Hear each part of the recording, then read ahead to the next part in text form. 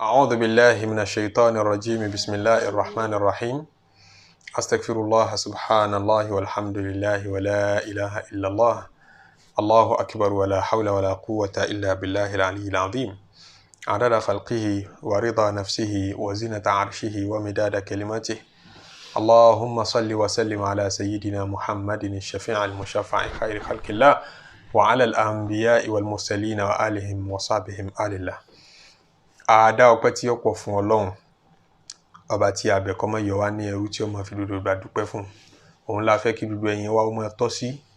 lóru wa àtọ̀sán wa, nígbà tí inú wa bá dùn, nígbà tí inú wa bá bàjẹ́, nígbà tá a bá rí n tá ń fẹ́ àti ìgbà tá a bá rí n tá ń fẹ́. Ọlọ́mọ yọ wá kúrò lẹ́rú tí ó máa sìn ọ́. Inú Islam ni ó jẹ́ àti máa lọ́lá ká ti máa lọ́lá, nínú ìmánì ni ó jẹ́ àti máa rí ṣe, nínú ìsánù yìí ni kò ti gbẹ̀mí wa. Wala sallallahu alayhi wa sallam. Atọ́rọ̀ kí Ọlọ́run, ìgẹ́ Ọlọ́run fánàbí Muhammad àti gbogbo ẹni ire tó ti lọ, àwọn ànábì Ọlọ́run náà àtàwọn àfáà wa àti gbogbo ẹni ire tó jíṣẹ́ ẹ̀sìn, àwọn tá ṣe wàhálà fún Ọlọ́run ní kọ̀rọ̀ àti ní gbangba, àwọn tára ayé dámọ̀ àtàwọn táwọn ará ayé ọ̀dámọ̀. Ọlọ́run ọba bá lékún kẹ́rẹ̀, bá lékún gẹ̀rẹ̀ lérí gbogbo wọn. Atọ́rọ̀ fún gbogbo ẹni tí ń fẹ́ tiwa nítorí Ọlọ́run, nínú ọkùnrin nínú obìnrin. Assalamu alaikum wa rahmatullahi wa barakatuhu. Ní jímọ̀ alálùbáríkà tèní tàǹbẹ̀lọ́n kó já sọ́pọ̀ rẹ̀ láyé, òun ni a máa rán ara wa létí, yóò sì máa jẹ́ ìtẹ̀síwájú ọ̀rọ̀ tí a ti ń bá bọ̀ látẹ̀yìn wá nípa àwọn oríire tí ń bẹ níjọ́ jímọ̀, àwọn súnnà, àwọn iṣẹ́ ládá tí yẹn lè ṣe tó bá di ọjọ́ jímọ̀ láti lè fi tètè rí ọ̀nà Ọlọ́run ọba tí ò le láti ṣe, torí ire dẹ̀pọ̀ ń bẹ láti ṣe. Òun la mú wá sí etí ìgbọ́ ara wa, òun la tí wá fẹ́ fi pera wa sí àkíyèsí ìkan tari pé ọ̀pọ̀lọpọ̀ wa máa ń ṣàṣìṣe ń bẹ, àdèmọ́ ṣàṣètò àìkàkún níbi ọ̀rọ̀ ìjọ jímọ̀ tí ìmáàmù bá ń ṣe kútùbà lọ́wọ́. Wọ́n bá ń ṣe kútùbà lọ́wọ́, òfin ẹ̀sìn tí gbogbo wa mọ̀, tí ọ̀pọ̀lọpọ̀ mùsùlùmí mọ̀, òun náà ni pé a kì í rojọ́ tí wọ́n bá ń ṣe kútùbà lọ́wọ́, a kì í pariwo. Torí kútùbà tẹ́rí tí ìmáàmù ń ṣe níjọ́ jímọ̀ nì, òun ni ó fẹ́ wá dípò ìrun rákà méjì tá a jájú lẹ̀ níjọ́ jímọ̀. Àyílà, ìrun tá a mọ̀ kí lásìkò tí ìrun jímọ̀ bọ́ sí ìrun rákà mẹ́rin ni. Tó bá díjọ́ jímọ̀ yóò di rákà méjì. Ṣẹ́rí ìyí kejì méjì tó ìrun méjì tá a jájú lẹ̀ yẹn, kútùbà méjèèjì tí mọ́mú ń ṣe ló wá represent wọn. Bá a ṣe wá ní sọ̀rọ̀ tá a bá ń kírun lọ́wọ́, tá a sọ pé ìrun wa ti bàjẹ́ tá a bá ti rojọ́ lérí ìrun. Bẹ́ẹ̀ náà ni tán bá tí mọ́mú bá ń ṣe kútùbà lọ́wọ́, ó sì wọ̀ ká máa rojọ́ lásìkò náà. Anabi sallallahu alaihi wasallam bí hadithi tó lálàáfíà, òun ló sọ pé idha qulta li sahibika yawm al-jum'ati wal imamu yakhtubu ansit wal imamu yakhtubu faqad lagawt. Tó bá sọ fẹ́ni tí ń bẹ lẹ́gbẹ̀ẹ́ rẹ̀, ọmọdé ló jẹ́ ni àbágbà, ní pé ansitu lillahi, ansitu lillahi, ẹ dákẹ́ fọ́lọ́hun, ẹ dákẹ́ sáré pé mọ́mú ń ṣe kútùbà lọ́wọ́. Tó bẹ́ẹ̀ lè wí bẹ̀ wal imamu yakhtubu tí kútùbà dẹ̀ ń lọ, faqad lagawt, ìwọ gẹ́gẹ́ ti pariwo, ìwọ gangan ti constitute nuisance ní ààyè yẹn. Tẹ́ńpọ́nà tí ariwo fi máa kálẹ̀, táriwo fi máa pọ̀, òun náà ni pé káwọn tó fẹ́ dáwọn èèyàn lákẹ́ ariwo gan ó pọ̀ jù àwọn tó ń pariwo lọ. Ẹni tó tún ṣe ẹ dákẹ́, ẹni tó tún ṣe ẹ dákẹ́, ẹ̀yin tẹ́ ń pè ẹ dákẹ́, ìgẹ̀ tẹ́ ẹ bá dákẹ́ ó dà pé kò ní sáriwo mọ́. L'Ànábì fún wa ní sallallahu alaihi wasallam, ẹ̀yin tẹ́ ń sọ fáwọn èèyàn pé wọ́n dákẹ́ níjọ́ jímọ̀ táwọn èèyàn bá ń pariwo, ẹ̀yin gan ẹ ti pariwo, ẹ̀yin gan ti pariwo, tí ń túmọ̀ sí pé afẹ́ kí kálukú ṣe wẹ́lò tó bá díjọ́ jímọ̀. Kẹ́nìkan má sọ pé ẹni torí ń pa ara wọn kan tí wọ́n ń pariwo làwọn náà fi ń sọ fún wọn ká má pariwo mọ́. Ìwọ gangan ni ó dákẹ́. Ṣé ẹ mọ̀ pé ká sọ fẹ́ni tí ń pariwo pé kó dákẹ́, ṣé wọn kí ṣe ládàá ni, torí afẹ́ kó bàjẹ́ ni, àrí tí ọ̀dà afẹ́ tún ṣe ni. Iṣẹ́ ládàá ni nínú Islam, tí Islam fẹ́ kí gbogbo mùsùlùmí ó máa ṣe, kárí nǹkan tí ọ̀dà ká máa pàkíyèsí rẹ̀. Tí ládàá ń bẹ ń bẹ, bí ládàá ṣe wá wà ń bẹ tó yẹn, Ànábì ní tó bá díjọ́ jímọ̀ tí mọ́mú bá ń ṣe kútùbà lọ́wọ́ àfẹ́yìnfẹ́, ẹ má ṣiṣẹ́ ládá àwọn ẹjúlẹ̀. Tí ń túmọ̀ sí pé iṣẹ́ ládá tá a tún lè ṣe lásìkò tí mọ́mú bá ń ṣe kútùbà lọ́wọ́ gan níye. Ọjà ọ̀pọ̀lọpọ̀ ṣe ládá pé mọ́mú ń ṣe kútùbà lọ́wọ́, èmi náà wá ń dọ́gbọ́n ṣe kinní kan, iṣẹ́ ládá sì ní nínú Islam lásìkò wọn ò àfẹ́. Bí kan sálámọ̀ sí ọkọ ló fẹ́ dáhùn, kò tọ́kọ sálámọ̀ sí yẹn lásìkò wọn. Ìmámù ń ṣe kútùbà lọ́wọ́, wá wọ mọ́sálásí lọ, wá bẹ́ẹ̀ nìkan pàdé ní àpọ́nlé ní ẹni yìí ni. Iyì rẹ̀ wá kún ọ lójú, àpọ́nlé rẹ̀ kún ọ lójú, lọ́wọ́ àwọn àti ọkàn wá jòkó ní láìkì, wọ́n ń ṣe sàlámù alékùn, sàlámù alékùn. kò tọ́ lásìkò tí mo bá ń ṣe kútúbà lọ́wọ́ torí pé ẹni láti bọ̀wọ̀ ọ̀rọ̀ tí mo ń sọ ìrántí Ọlọ́run pọ̀rọ̀ náà ó ní fasa'au ila dhikrillah tí wọ́n bá ti pèrún jọ jímọ̀ ṣẹ́rí kútúbà tí wọ́n mú ń ṣe ìrántí Ọlọ́run ni ẹ tètè máa lọ bẹ̀ zikiri ni sálámà tẹ́ fẹ́ sálámà zikiri ni ẹ fẹ́ fi ṣàdúrà fúnra yín ni so ẹ pa zikiri yẹn tì ẹ mójútó zikiri tí mo mú ń ṣe lọ́wọ́ ìwọ tán bá sálámà sí náà bó ṣe dandan tó nínú Islam kíyàn dáhùn sálámà àsìkò tán bá ń ṣe kútúbà lọ́wọ́ kò tọ́ fún ọkọ dáhùn sálámà lásìkò náà ìyẹn máa jẹ́ kọfẹ́ ni tó sálámà náà kó lè rántí pé àkòyẹ kó wọn sálámà sí ọ lásìkò yìí bẹ́ẹ̀ ni tíyẹn bá sín lásìkò tí mo mú ń ṣe kútúbà lọ́wọ́ sunna anabi sallallahu alayhi wa sallam ní pé nígbà tá a bá sín ẹni tó sín ṣẹ̀pá lè control sísín yọ jáde wá fún rẹ̀ ní ìmámù ọba àmọ́ ṣe kútúbà lọ́wọ́ tó bá wá sín lásìkò òun níta fẹ́ ni pé kó o ṣe alhamdulillah kẹ́ni tí ń bẹ́ ń tòsí rẹ̀ ní yarhamukallah kí wọ́n náà dá dúà padà pé yahdikumullah wa yuslihu balakum àdúà yẹn bá ti fẹ́ tó ṣe jẹ́ súnà tó ní ládánú tó a ní ẹ dáalé tó bá dásìkò tí mọ̀ bá ń ṣe kútúbà lọ́wọ́ ó sín dáalé mọ́ wulẹ̀ ṣe alhamdulillah àwọn tó fẹ́ dọ́ lóhùn náà káwọn náà mọ̀ ní yarhamukallah ẹ dáalé bẹ́ẹ̀ ládá tẹ́ fẹ́ gbà ń bẹ́ẹ̀ mọ́ wọ́rì kútúbà tẹ́ ń ṣe lọ́wọ́ yẹn yóò fún yín ní ládá yẹn ṣẹ́tú sí bá a ṣe pàtàkì ọ̀rọ̀ kútúbà tó nínú Islam tán bá dákọ̀ ànábì sallallahu alayhi wa sallam tí mọ́mú ń ṣe kútúbà lọ́wọ́ ó wá fẹ́ kàdísì lápèjúwe ó wá dákọ̀ ànábì pé ànábì sallallahu alayhi wa sallam sọ pé ẹ̀yin tẹ́ ń gbọ́ kútúbà lọ́wọ́ ǹjọ́ yẹ kẹ́ ẹ ṣàṣàlátù fún ànábì àbí ó yẹ ṣé ìròdò yìí tá a sọ tẹ́lẹ̀ yìí náà ká dáhùn sálámọ̀ ká ẹni tó bá sín ká ṣàdúrà fún àwọn àáfàá gbémọ̀ yẹ̀wò láàrin ara wọn bẹ̀ èyí tọ́pọ̀lọpọ̀ wọn sọ tó sì lẹ́rìí jù lámọ́ wa wọn ó wá dorí ìta ṣàlátù fún ànábì sallallahu alayhi wa sallam wọn wá gbọ́ra wọn yé bọ̀rọ̀ wọn lọ lọ́tọ̀ọ̀tọ̀ gbá àlérí ẹ̀ tọ́ra ṣàlátù fún ànábì sallallahu alayhi wa sallam tó bá dijọ́ jímọ̀ àfẹ́ ìjọ jímọ̀ yẹn tẹ́lẹ̀ náà ó ní òun ṣe pẹ̀lú àṣàlátù so tá bá ń ṣe kútúbà lọ́wọ́ ǹjẹ́ lè ṣàṣàlátù fún ànábì sallallahu alayhi wa sallam àbá lè ṣe ń bí ẹnu ọ̀pọ̀lọpọ̀ wọn padà pàdé sí ni pé ká ṣàṣàlátù fún ànábì wọn bá ti dákọ̀ ànábì sallallahu alayhi wa sallam níjọ́ jímọ̀ tí wọ́n mú ń ṣe kútúbà lọ́wọ́ bó ṣe le tó yẹn náà ẹ sì lè ṣàṣàlátù fún ànábì àmọ́ afẹ́kẹ́ ṣe jẹ́jẹ́ afẹ́kẹ́ pariwo ẹ̀ afẹ́kẹ́ ṣe jẹ́jẹ́ afẹ́kẹ́ pariwo ẹ̀ ìyẹn tún jẹ́ pàtàkì ànábì sallallahu alayhi wa sallam nítorí pé òfin méjì ní ń fèrí gbára wọn níbi dúdú tá à ń sọ yìí òfin ṣe àtòfin mọ̀ṣe ọ̀làrí mọ́ra wọn níbi dúdú tá à ń sọ látẹ̀kàn yìí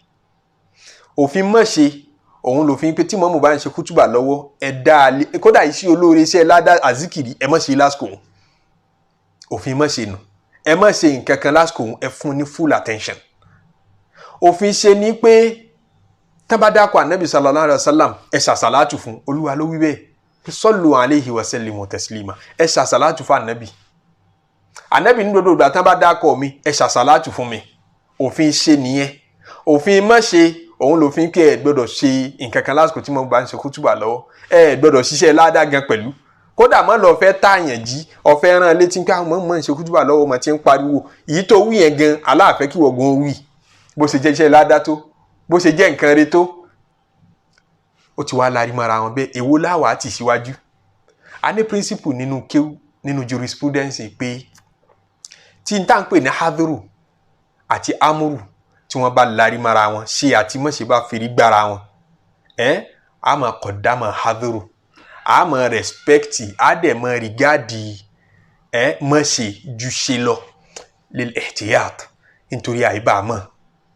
nítorí pé n tá ń pè ní mọ̀ṣe ó wúwo ju ṣe lọ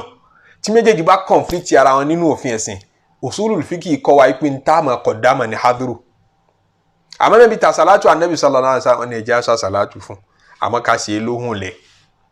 nínú táwọn afọ́mímọ̀ tí wàá gbéyẹ̀wò láàrin ara wọn lérí ọ̀rọ̀ tí wọ́n bá ń ṣe kútùbà lọ́wọ́ òun ni pé tá a bá wọnú mọ́ṣáláṣí lásìkò náà ẹni tí ń bọ̀ tó pẹ́ kó tó dé ó wá dé lásìkò tí wọ́n mú ń ṣe kútùbà lọ́wọ́ súnà wa nínú Islam tó fẹsẹ̀ múlẹ̀ òfin ṣe nù o òun sọ fún wa pé anabi sallallahu alaihi wasallam ní idha jaa ahadukumul masjida fala yajlis hatta yusalli rak'atayn gbogbo ẹnikẹ́ni àti ní ìgbàkígbà tó bá wọ mọ́sálásí méjòkó títí tó fi yan náfìlà rákà méjì à ń pè ní tahiyatul masjid à ń pè ní rákà méjì tá a máa fi kí mọ́ṣáláṣí ọlọ́run là ń fi rákà kí o bẹ̀tí ọbọ̀ sásìkò tó o bá ṣẹ̀ṣẹ̀ wọ mọ́ṣáláṣí bídùn àpéyàn rẹ́gísítà rẹ̀ sínú mọ́ṣáláṣí náfìlà tó gbajúmọ̀ ni tó yẹ ká máa fi gbogbo ìgbà yẹn àfi àkókò méjì táwọn àfáà gbé yẹ̀wò láàrin ara wọn bẹ̀tí èyí tó dáa jù nú ọ̀rọ̀ ni pé mọ́yàn láwọn àsìkò méjèèjì wọn láti ìgbà tí ẹ bá ti kírun àlùfájàrí tán tá a kírun àsùbá tán kò sí náfìlà lásìkò òun fa tí òun ó fi yọ títí tó òun ó fi yọ tán tí ń bá ń yọ lọ́wọ́ mọ́yàn náfìlà gbogbo àwọn àkókò yẹn tó bá wọnú mọ́ṣáláṣí a fẹ́ kó ṣe tahiyatul masjid gan pẹ̀lú bẹ́ẹ̀ ni àtìgbà tí a bá ti kírun àlásàrì tán títí tó òun ó fi wọ̀ tí tẹ́ fi kírun mọ́gíríbì a fẹ́ kó yan náfìlà ó bá wọ mọ́ṣáláṣí ńgbà náà rákà tahiyatul masjid rákà méjì yìí tá ànábì ní kó tó jòkó yàn àfi ọ̀yàn lásìkò tó rà ànábì náà ló tún ní àmọ́ kírun ní àwọn àsìkò yẹn kí la fẹ́ lò ní pé ó wá wọ mọ́ṣáláṣí ìmáàmù ń ṣe kútùbà lọ́wọ́ sunna kó ṣe rákà méjì yìí ń bẹ nínú ìsìláàmù yìí tún bẹ nínú ìsìláàmù pé a fẹ́ kẹ́ ẹ ṣiṣẹ́ kankan lásìkò tí ìmáàmù bá ń ṣe kútùbà lọ́wọ́ kódà iṣẹ́ ládàgàn a fẹ́ kẹ́ ẹ ṣe lásìkò èwo wá ní ká mú gbọ́ ń bẹ̀ àwọn afá wa fa àmàrà wọn lọ́wọ́ àwọn afá kan sọ pé a fẹ́ kọ́ yan náfìlà yẹn kí lẹ rí wọn ní nítorí pé nígbà tá Nabi sallallahu alaihi wasallam ń bẹ láyé wọ́n ń pe sàábì kan ní Sulaykul Gatafani Sulayk ọwọ́ mọ́ṣáláṣí lè jẹ́ sàábì kan tí ò lówó lọ́wọ́ kò ságbára kò sówó aṣọ tọwọ́ wọlé náà aṣọ ọ̀dọ̀tí ni aṣọ aláìní ni ó wá wọlé níjọ́ Jímọ̀ Ànábì ṣe kútùbà lọ́wọ́ fajalas ló bá jókòó tí wọlé tó wọnú mọ́ṣáláṣí ìjókòó lẹ́ẹ̀kan náà faqala lahu nabiyyu sallallahu alayhi wa sallam lójíṣẹ́ ńlá Ànábì bá ń sọ fún pé yá Sulayk kum Sulayku dìde farka rak'atayn yan náfìlà rákà méjì wa tajawwaz fihima àmọ́ yàn ní fúfú yẹ sáré yàn mọ́ jẹ́ ọpẹ́ mọ́ fàágùn tó lásìkò yẹn iṣẹ́ àsìkò ìjọsìn àsìkò yẹn originally kò yẹ kọ́ ọmọ yẹn náfìlà àmọ́ nígbà tó ti pẹ́ dé nìyẹn yẹn náfìlà yẹn kó tó jòkó Ànábì wa ni lẹ́yìn ìgbà náà ló sọ pé idha jaa ahadukum yawmal jum'ah gbogbo ẹni tó bá dé njọ́ Jímọ̀ wal imamu yakhtubu tó pẹ́ kó tó dé ìmáàmù tí ń ṣe kútúbà falyarka' rak'atayn kó tó jòkó yan rákà méjì rẹ̀ wal yatajawwaz fihima kó sì yàn kó fúyẹ́ má jẹ́ kó gùn àdìsí náà lálàáfíà ìyẹn ló jáwọn àfún mímọ́ wa gbà pé a lè yàn sàábé tó gba sítórì yìí Sulayku yìí wà ní Jabir ibn Abdullah àti sàábé míì tóun tiẹ̀ put it into practice Abu Sa'id al-Khudri radiyallahu ta'ala anhuma njọ́ tí Abu Sa'id fẹ́ dán wò àwọn kan ò fẹ́ ó ṣe njọ́ náà ẹ̀yìn ikú Ànábì sallallahu alayhi wa sallam ní Madina ẹnìkan jẹ gómìnà wọ́n pè ní Marwan ibn al-Hakam òun ní bá ma àsìkò Muawiya ni òun ní Muawiya yàn sí Madina kọ́ máa jẹ́ mọ́ gọ́vùnà gbà náà ẹ̀yin ṣe kútùbà lọ́wọ́ Abu Sa'id al-Khudri sàábì Ànábì Marwan yẹ ṣe sàábì ní ìtò gbádùn jù nú ọ̀rọ̀ èjì rẹ̀ ń jọ́ta Ànábì fàyílẹ̀ àwọn kan ní ọmọdún mẹ́fà àwọn kan lọ́mọdún mẹ́jọ Mọ́kà ló gbé ńgbà náà kódà wọ́n sọ pé bó ṣe ó bá Ànábì láyé bí ọdún mẹ́jọ mẹ́fà àmọ́ tóun ti fẹ́ Qur'an Ànábì rí tí kò jí wọ́n rí pè ní sàábì àwọn kan lórí rí so èyí tó fẹsẹ̀ múlẹ̀ jù ní pé kì í ṣe sàábì Ànábì Marwanu ń ṣe kútùbà lọ́wọ́ Abu Sa'id al-Khudri òun wọlé sàábì Ànábì ni ọ̀dọ́ lòun náà nígbà tá Ànábì kú kèé ṣàgbàlagbà lọ títí ó wá wọlé sásìkò náà òun wá yan náfìlà rákà méjì àwọn gidi gan kú Marwanu bá ṣe lọ gbá Abu Sa'id al-Khudri múnú joko wọn fẹ́ jókì òun náà yarí mọ́ lọ́wọ́ pé òun ó kì njọ́ náà lọ́wọ́ á pì tán lẹ́yìn tó kì tán lẹ́yìn irun táwọn yẹn wá ń bí pé ọba ti la gidi lọ́wọ́ à ń sọ pé ó sojú òun tá Ànábì fi pàṣẹ kí ẹnìkan ó kì Sulaykul Gatafani Sulaykul Gatafani Ànábì pa aláṣẹ njọ́ náà wọ mọ́ṣáláṣí Ànábì ní kírun pé lòun rí lòun ò fi ní fi irun yẹn lẹ̀ lòun náà fi kì ó jẹ́ kí àwọn àfẹ́sìn bíi Hasanul Basri tábìín ni àwọn táwọn pè ní tábìín làwọn tí ó bá Ànábì láyé tán dé lẹ́yìn àwọn sàábé Makihul bẹ́ẹ̀ náà tábìín lòun náà Sufyan ibn Uyayna ní generation tó tún tẹ̀lé àwọn tábìín Imamu Shafi'i tó jọmọ kí ó fún Sufyan ibn Uyayna àti Imamu Ahmad tó jọmọ kí ó fún Shafi'i náà Ishaq ibn Rahoya àti Abu Thawr àti gbàwá kan látọ̀dọ̀ Imam Malik àwọn yẹn ń sọ pé tíyẹn bá wọ mọ́ṣáláṣí ń jọ Jímọ̀ tí wọ́n bá ń ṣe kútùbà lọ yẹn náà fìlà rákà méjì àwọn aládìs ibi tí wọ́n lọ nìyẹn tọ́pọ̀lọpọ̀ wọn lọ́nu àmọ́ pọ̀lọpọ̀ àwọn àìfá ìsìláàmù dó lórí pé tí mọ́mù bá ń ṣe kútùbà lọ́wọ́ tó bẹ́ẹ̀ dé lásìkò òun mọ́ yẹn náà fìlà jókòó ẹ̀gbọ́n mi mọ́ yẹn náà fìlà jókòó ẹ dákun ṣé wọn ò láyà kókó nàkísà ànábì báwọn ànábì sọ fún yẹn pé dìde kó yan náfìlà rákà méjì àwọn ẹni máa yan náfìlà jókòó kí wọ́n rí tán fi wíbẹ̀. àkọ́kọ́ ni pé àwọn àfáà tí wọ́n sọ sàábì ànábì wọ́n pọ̀ nù wọn àwọn tábìyìn náà pọ̀ nù wọn láwọn tó bá ànábì ọ̀hún ṣe gbà àtàwọn tí wọn bá ànábì ṣe gbà tán bá àwọn tó bá ànábì sallallahu alaihi wasallam ṣe gbà tí wọ́n bá wọn láyé. wọ́n ní pé ìkànnì wọn ń sọ Tha'laba ibn Abi Malik nínú hadithi tí Abubakar ibn Abi Shayba gbà wá látọ̀dọ̀ rẹ̀ pé òun bá àwọn sàábì ànábì láyé òun bá ànábì láyé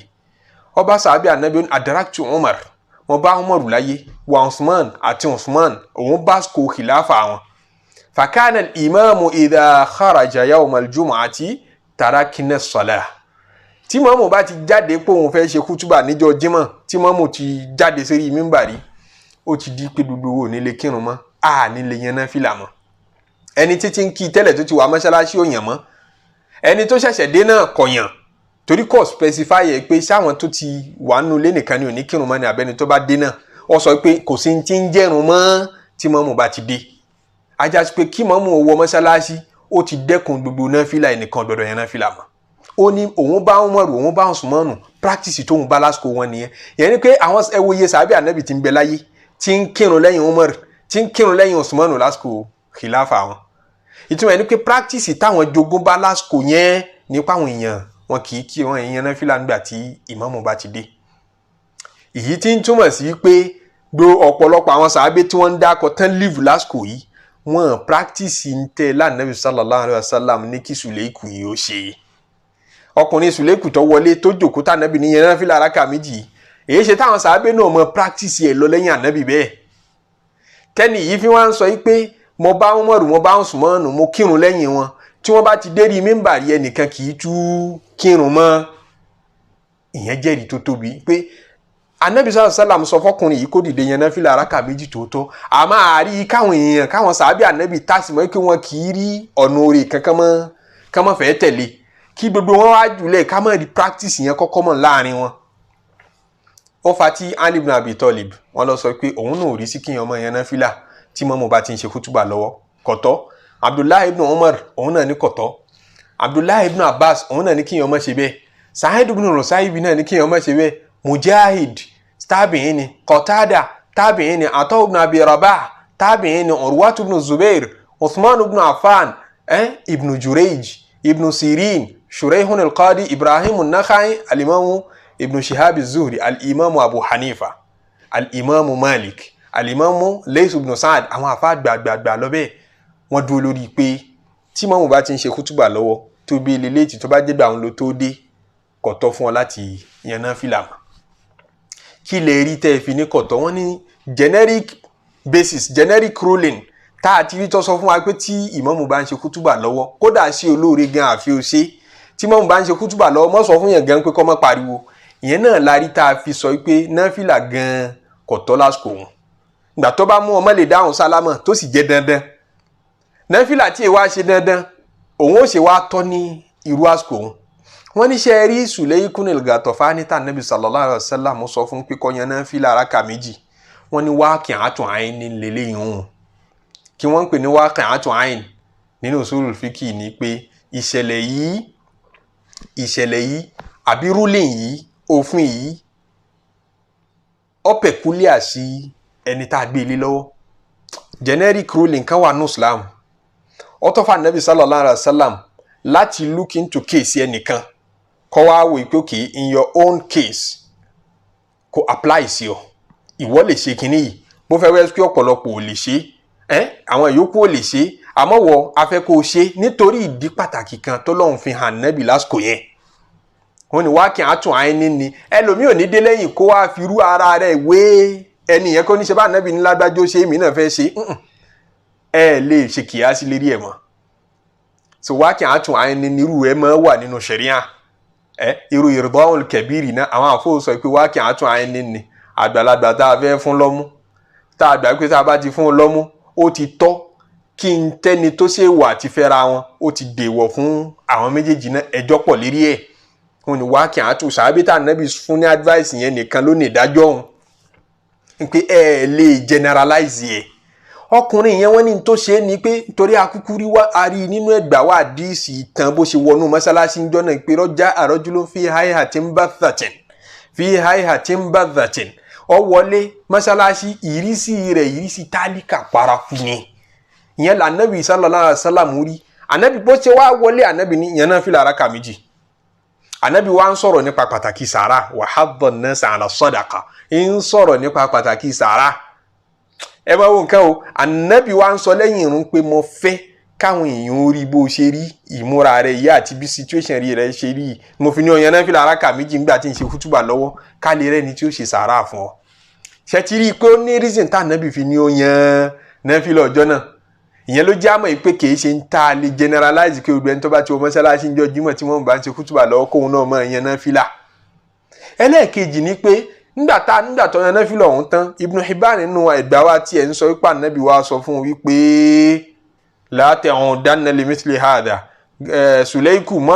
mọ́tù dẹ́rú eléyìí wò mọ́ mọ́tù pẹ́ wọ mọ́sálásí tó tù wá mọ́ ló fẹ́ yan náà fìlà irú eléyìí ọ̀tọ̀ nìtumẹ̀ la ta'udanna limithli hadha mọ́tù jẹ́ kí irú rí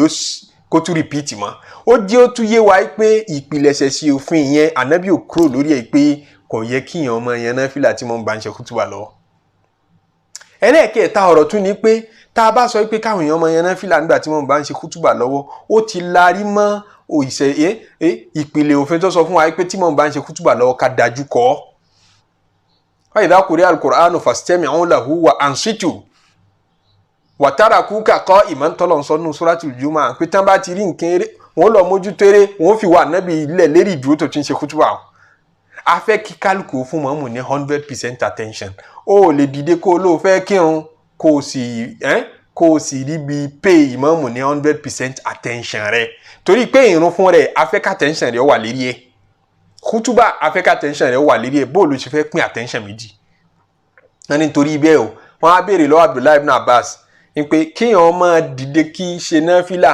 àbí kéèyàn ó ṣẹ̀ṣẹ̀ dé mọ́ṣáláṣí nígbà tí wọ́n mú ṣe kútùbà lọ́wọ́ kó lóun fẹ́ yẹn náfìlà kí lórí sí ó ní ara'ayta law fa'ala dhalika kulluhum akana hasanan tí gbogbo èèyàn bá láwọn fẹ́ dánrú ẹ̀ wò ṣé yóò pè é ṣé yóò dáa ẹni pé gbogbo èèyàn lásìkò tí wọ́n mú ṣe kútùbà lọ́wọ́ àwọn mọ́ṣáláṣí mi ń bẹ àwọn èèyàn tètè dé tí wọ́n bá ti gbọ́ kútùbà àwọn tó mọ̀ bọ̀ wá ayé ti bàjẹ́ débẹ̀ so kálukú wa ń dé lẹ́yọ kọ̀ọ̀kan wọ́n ń dé sáfù kínní ló ṣẹ̀ṣẹ̀ kún gbà tí wọ́n mú bẹ̀rẹ̀ kútùbà kó tó kírun gbogbo mọ́ṣáláṣí ó ti kún gbogbo àwọn tí ń dé yẹn kí kálukú ọmọ yẹn náà fìlà bọ́n bá ti ń dé Ibn Abbas sábẹ́ Ànábì ń béèrè pé àkáànà hasana wọ́n náà fìlà aká ìdá ṣé yóò dà báwọn ká jẹ́ pé ìmáàmù ń ṣe kútùbà lọ everybody wà lérí ìdúró wọ́n ṣe náà fìlà ṣe yóò dà báwọn ìnsọ́ọ̀tù àti lágùú tá láàfẹ́ lásìkò kútùbà ìnsọ́ọ̀tù tá láàfẹ́ lásìkò kútùbà lágùú tá láàfẹ́ lásìkò kútùbà ǹjẹ́ kálukú ó rí bí mú àṣẹ ẹ̀wọ̀n ṣe báwọn Ibn Abbas ń béèrè bẹ́ẹ̀ ẹlẹ́ẹ̀kejì ní pé tẹ́ ẹ bá ní káwọn èèyàn máa yan náfìlà tán bá wọ mọ́ṣáláṣí tí mọ́mú ń ṣe kútùbà lọ́wọ́ ẹ ti gbàgbé pa Ànábì sallallahu alaihi wasallam ẹnìkan wọ mọ́ṣáláṣí lásìkò rẹ̀ tí ń ṣe kútùbà lọ́wọ́ náà tá Ànábì ní ijlis faqad adait ibi òde òun náà ni ó jókòó sí ó ti ń ní àwọn èèyàn lára èyí tá a sọ ń jẹ́ ẹjọ́ pé àwọn tó bá dé mọ́ṣáláṣí ọwọ́ à ń try láti lọ bìkan níwájú ó fẹ́ lọ jókòó ń bẹ̀ ó rò pé ọ̀tọ́ sẹ́yìn ó rò pé wájú lọ tọ́ sí òsì tètè dé lọ́wọ́ à ń tẹ ọrùn àwọn èèyàn mọ́lẹ̀ òun tẹ̀ ń pé ẹ dákun ẹ sún fún mi ẹ dákun ọ̀ ń yà wọ́n léjìká Ànábì ní ìjìlísì jókòó àkọ́dé àdéhìtà òun ní àwọn èèyàn láwọn disturb àwọn èèyàn ìjìlísì là Ànábì wí fún Ànábì ò ní yan náfìlà rákà méjì ẹ̀rí mi túnú àti wípé a tún wá rí nínú ẹgbà wa sítórì ọkùnrin Sulaykul Gatafani yìí tí wọ́n lá Ànábì sallallahu alaihi wasallam tiẹ̀ wá retí kó parí ìrun kó tó continue kútúbà bó ti bá Ànábì ní ó ti jókòó Ànábì ní ǹdẹ́ kó yan náfìlà rákà méjì ìyẹn tálíkà tá lọ wọlé tá lá Ànábì fi wọn ṣe sàárà fún yìí Ànábì wa ní yan náfìlà rákà méjì àrẹ́gbà wa hadisi yẹn míì ti ń sọ fún wa pé Ànábì dá kútúbà dúró níbi ó bá kútúbà dé Ànábì wá jó kírun yẹn tán ló wá tó continue ìyẹn jẹ́ àmọ́ ìpé kútúbà àti ìrun náfìlà ò lè papọ̀ tí gbogbo èèyàn bá tíyẹn ti nà ní yan náfìlà bá wá pọ̀ ṣé mọ́mọ́ wà dákẹ́ fún gbogbo wọn tí wọ́n fi parí iye wákàtí mélòó lẹ́fi ṣe kútúbà àsìkò orun gan jáde yọ àsìkò orun gan tàn mọ́ yín lọ tí ń túmọ̀ sí pé wá kí àwọn àtọ̀ àárín nìní ìṣẹ̀lẹ̀ tó yẹ kó pẹ̀kúlẹ̀ àṣẹ nìkan ẹlòmíì ò lè bá a ṣí ẹ̀ ìdájọ́ yẹn kóun náà ní nítorí Ànábì ti yọ̀ǹda fún Sùlẹ́ìkù lọ́jọ́ sí ẹjẹ́ gbogbo wa náà mọ̀ yan náfìlà yẹn èyí wá ṣe tí Abu Sa'id al-Khudri wá yàn ìbéèrè wa nù ló jẹ́ káwọn àfáà máa fa ọ̀rọ̀ yìí mọ́ra wọn lọ́wọ́ èyí tí àròpọ̀ lálàáfíà jù náà ni pé ibi tọ́pọ̀lọpọ̀ àwọn àfáà ìsìláàmù dúró sí tó bá fẹ́ yan náfìlà tètè dé mọ́ṣáláṣí kó yàn ní tó bá ti mú ọpẹ́ yọ̀ǹda náfìlà èlé yẹn wallahu a'lam. Nínú àṣìṣe tí wọ́n á ń ṣẹlẹ̀ tí a bá ń ṣe kútùbà lọ́wọ́ tá a rí nílẹ̀ tiwa ní pé káwọn èèyàn máa ṣàtẹ̀sùbà lásìkò ìmáàmù ń ṣe kútùbà lọ́wọ́ nígbà ni wọ́n á ń kí náà zikiri tó fẹ́ ṣe wàhálẹ̀ pọ̀ ọ̀dẹ̀ ní kárí mi wàhálẹ̀ pọ̀ ó ní kárí mi tó bá ní kárí mi tó láṣejù ní azikiri ni ìmáàmù ń ṣe lọ́wọ́ a ní tó bá ti listing sí o ti ń gba aládà azikiri kí tún ní kó tún máa sa nǹkan lásìkò bitẹ́tì máa máa ṣe ju ẹ̀sìn náà àti kárí mi azikiri tó ṣe nínú ilé tó ṣe lóru mọ́júmọ́ tó wá múra kankan gbà tí ìmáàmù ń ṣe kútùbà lọ́wọ́ àsìkò yìí ṣe àsìkò kó máa ṣàtẹ̀sùbà kì í ṣe àsìkò kó máa ṣe nǹkan kan míì kódà ọ̀rọ̀ tún burú ńlẹ̀ Yorùbá mọ́ṣáláṣí mi tá a bá débẹ̀ àwọn èèyàn tún máa gba fi sabilillahi lásìkò tí ìmáàmù bá ń ṣe kútùbà lọ́wọ́ lẹ́yìn tí wọ́n máa gba pákó fi sabilillahi káàkiri wọ́n sì máa tọ́ àárín ẹ̀yìn tẹ́ ẹ ti jòkó wọ́n máa tọ́ àwọn máa tẹ̀yìn léjìká adé ìtàtà nẹ́bí ń wí ká máa tẹ̀yàn lọ́gọ́rùn mọ́lẹ̀ nítorí owó pẹ̀fẹ́ gba fi sabilillahi ẹ̀ máa gbé kóló káàkiri pé kí wọ́n fowó síbẹ̀ ìyẹn náà tako nítorí ẹ̀ka ṣe tó bá dijọ́ jímọ̀ lásìkò kútùbà. Nínú tá a tún máa rí lọ́dọ̀ wa tí mo rò pé kò sáburú ń bẹ̀ kì í ṣe haramu àmọ́ ó ṣeé ṣe kí àbíkẹ́ èmi rò pé nǹkan mi dáa jù lọ torí tó bá lè máa wọn àfọ mi mọ̀mọ́ jiyàn sọ̀rọ̀ náfìlà tí ò sí èméjì ń bẹ̀ pé ìjọsìn ni ká dáhùn sálámọ̀ èyí tó ṣe dandan nínú ìsìláàmù àti gbogbo àwọn nǹkan míì kódà ká ṣàzíkìrì tí wọ́n ní ẹ má dán gbogbo ẹ̀ wò lásìkò kútúbà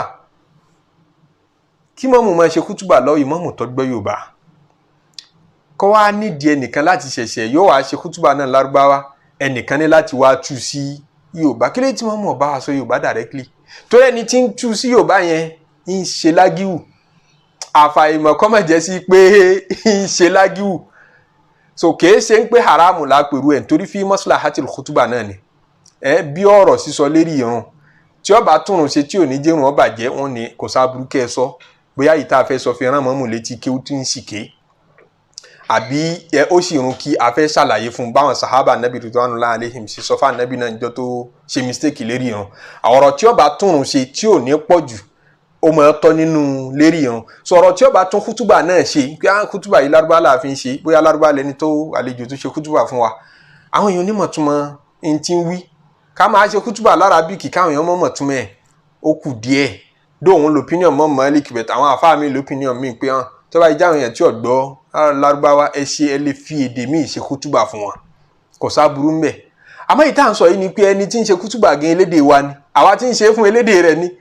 èwo ni kó tún wá ṣe pẹ̀lú lárúbáwá kọfẹ́ nìkan sẹ́gbẹ́ kó ní ọmọ tù ó dà pé sísítẹ́ẹ̀mù yẹn ó dà pọ́dọ̀ àwọn ẹlẹ́sìn kejì láti rí wọ́n sọ èbó tọ̀ wọ́n mọ̀ sọ nígbà táwọn èbó tán mú Christianity wọlé mú dé wọ́n mọ̀ sọ léèbó wọ́n mọ̀ ṣe preaching fún wọn léèbó ọmọ Yorùbá tí ọba gbé èbó mọ̀ tú sí Yorùbá fún àwọn èèyàn àbí ká mọ̀ exchange language nígbà míì tó bá yẹ pé mọ́mù tó fẹ́ kírun fún wa tó bá gbọ́ Yorùbá kò sí ní tó di lọ́wọ́ àti sọ fi kútúbà ṣe fi Yorùbá ṣe kútúbà fún wa èyí tó wọn fi máa wí ní lárúbáwá tẹ́nìkan ṣẹ̀ṣẹ̀ máa tú tọ́ra àfàìmọ̀ kò sáré dájú mbẹ́ o kọ́ má jẹ́ sí pé ẹni tí ń tú ń ṣe lágùn ọmọ kéwù làwa àwọn onímọ̀ tó nǹkan ìbéèrè lásán la fi béèrè ọlọ́mọṣẹ́ àjẹ́ kí n máa wo jù báyìí lọ ọlọ́njẹ́ aṣọ́pọ̀ jimá láyé eléyìí náà la mú wá fún ra wa ní jimá tèní àtúwá fẹ́ mú wá sí ti gbọ́ àwọn èèyàn tán ń bá wa ká lọ láti ìgbà tó ti pẹ́ ń pé ó ṣeéṣe kí àyípadà kékeré ó bá Friday reminder program wa tá a mọ̀ mú wa ní gbogbo ọjọ́ Jímọ̀ yìí ó ṣeéṣe kó má continue mọ́ lábẹ́ orúkọ Friday reminder nítorí ìyípadà bá weekend wa ní ìlú tí èmi ti ń sọ̀rọ̀ wa ìjọ Jímọ̀ èní ni Jímọ̀ tí ó last as a weekend nílùú yìí weekend ní Jímọ̀ àti Saturday lọ́dọ̀ wa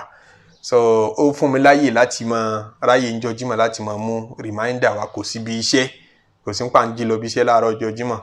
àmọ́ nísìn láti Jímọ̀ tí ń bọ̀ lọ kò ní jẹ́ weekend mọ́ ó dọjọ́ bí iṣẹ́ àárọ̀ yẹn ò lè possible mọ́ tó bá yẹ pé yóò máa work níjọ́ Jímọ̀ as Friday reminder yóò máa jọ̀wọ́ alẹ́ tó bá yẹ pé kò ní work mọ́ yóò kúrò ní Friday reminder yóò di weekly reminder Ọlọ́run jẹ́ àsopọ̀ Jímọ̀ láyé do ìta ti ṣe sẹ́yìn láti bí ọdún 6 sí 7 tá ti bẹ̀rẹ̀ Ọlọ́run gbà lọ́wọ́ wa kò ní jẹ́ àṣemọ́ wa yín tẹ́ ń bá wa ká lọ náà gbogbo tí a gbọ́ ń bẹ̀ Ọlọ́run fi tàn mọ́lẹ̀ rẹ̀ sínú ìgbésí ayé wa tàwa tá ń sọ àtẹ̀yìn tẹ́ ń gbọ́ Ọlọ́run jẹ́ àbá nínú iṣẹ́ ládàá wa àbá níbi tí ó lérè níwájú Ọlọ́run ẹ jẹ́ àná tí ká ṣe gbogbo iṣẹ́ ọjọ́ Jímọ̀ ká ṣe sàlátù tó pọ̀ fún Ànábì sallallahu alaihi wasallam Ọlọ́run ó jẹ́ àsopọ̀ Jímọ̀ láyé subhana rabbika rabbil izzati amma yasifun wa salamun ala al-mursalin walhamdulillahi rabbil alamin.